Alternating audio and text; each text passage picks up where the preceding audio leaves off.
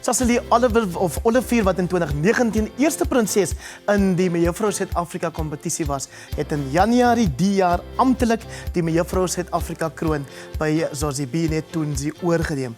Dis so nadat Zosie as Mejuffrou heelal gekroon is. Nou Sasha-Lee sluit nou by my aan via Skype uit Sandton om oor haar jaar tot dusver as Mejuffrou Suid-Afrika te praat.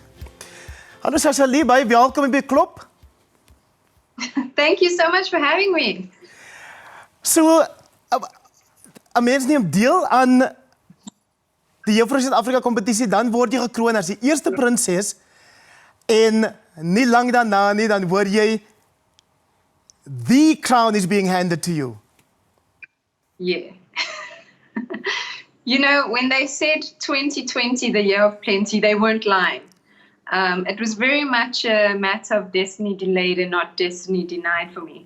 It came about in a different way, and regardless, I've taken this opportunity with both hands. And I'm just so grateful to have had the opportunity to be Miss South Africa, although it came about in a different way.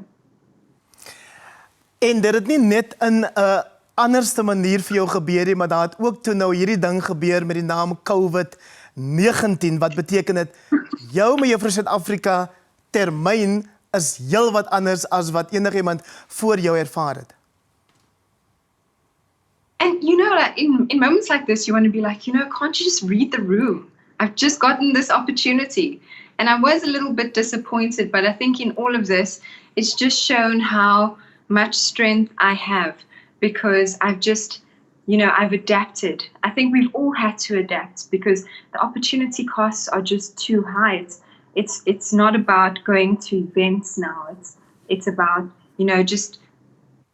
just putting all the work into the virtual space, engaging with my online community, doing things a lot more different than I previously had planned. I'm a very hands-on person. I'm very much involved within the community space. I have been for the past 10 years prior to Miss South Africa. So to be in a position where I couldn't really be at the forefront of all the initiatives that I want to was very disheartening. I did, however, get the opportunity to chat alongside the MEC of Health for Gauteng, Dr. Bandile Masuku, and the Deputy Minister for International Nurses Day.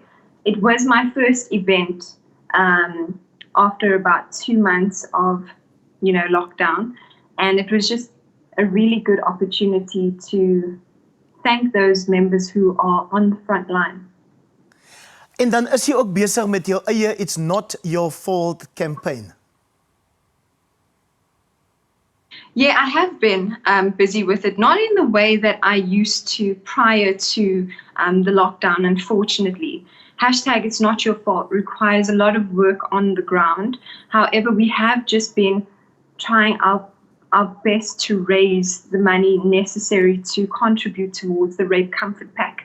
I'm very fortunate to have worked alongside Penny Stain and the Angel Network, who helped me with regards to facilitating the delivery of our Rape Comfort Packs. And, prior to lockdown, we at least had the opportunity to go to King David, a school, and speak about the issues of consent and sexual assault and what exactly that is and how they should speak up for themselves and issues like mental illness. And what was great about this experience at a school level was not only getting the kids involved, but seeing just how much they supported the campaign. Mm-hmm. And I think that, having this generous donation from the school, from the kids specifically, just gives me so much hope, because they are the future. It's kids who recognize just how important this is, and they've been actively working towards getting involved as well.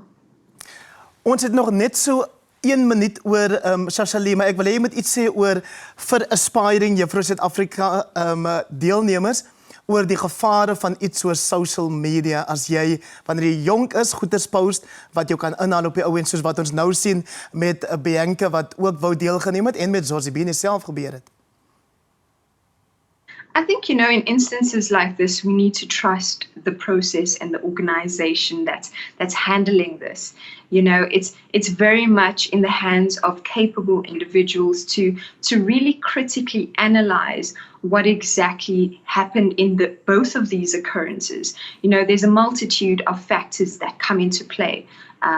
The age of the participants, the environment that they found themselves in at the time. And I think that with regards to Miss South Africa and what an empowerment platform it is, I think they definitely are going to take the reins with regards to finding out exactly how this can be brought forward into a better light, to empower other people, to educate them on the importance of using social media not to the detriment of themselves, but to empower people too.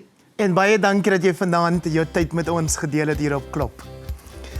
Na die breek gesels ons oor geloof tydens hierdie lockdown, alert level 3. You find love, voices you find.